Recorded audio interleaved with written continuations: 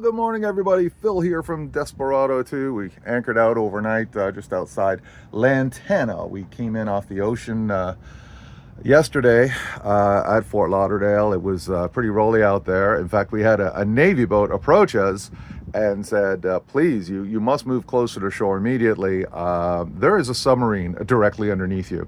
So they had us move to within a half a mile of shore because apparently there's a testing zone there. So if you do hear it on the radio, there's a testing zone in Fort Lauderdale, don't ignore it, actually avoid it, because we had a visit from the sheriff boat and then the Navy boat telling us to, hey, there's a submarine underneath you. Get out of here. So unfortunately, we hung around in the shallows a little bit, hoping to see the submarine surface, but that didn't happen. Anyway, D2 is an old IOR boat, and it was an old cruiser slash racer. A little speedboat going by, it'll give us a little bit of wake. And consequently, she only has a 20-gallon fuel tank, which as cruisers, that's just not enough.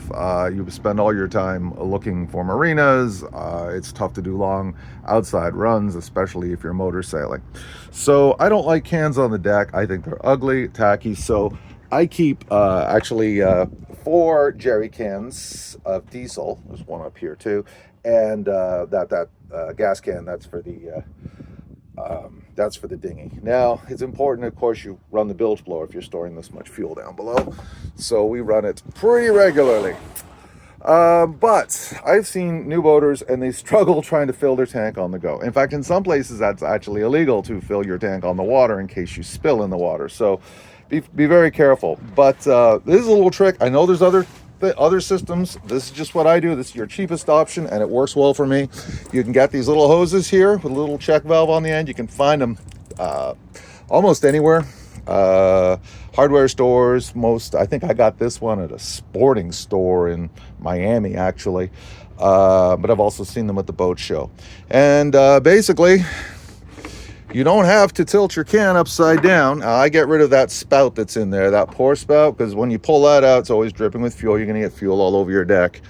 I just kind of put this in like that and just give it a little shake, and that'll start your siphon. And yeah, you're not going to get fuel in the water that way, unless you overfill your tanks, of course. But anyway, this is a handy little tip. Works well for us. And, if you're, most people have their own methods. But holding your can up with that pour spout, trying to get it into your little fuel fill there is just not a good system. In fact, I had to do it once, and I think I made a heck of a mess. So if you're struggling, get one of these things. I got picked this one up for $9.95 American, so probably about $15 Canadian. And I've actually seen at the boat show, they just sell the ends, and then you can just put any hose you want on there. But this one came with the hose. So, hey, we got a couple manatees right there. Let's see if I can zoom in for you. That's why you don't want to get anything in the water. But there's 2 manatee right there. Can you see them? You're just kind of poking above the surface there. Hey, guys. All right, well, this is Phil from Desperado 2. A little bit longer video than I thought for such a simple thing. But hope you all have a wonderful day. And try to stay warm and dry, because I'm telling you, we're like 9 degrees tomorrow and it's going to rain all day, so it's going to be cold sailing. All right, folks, take care. Bye-bye.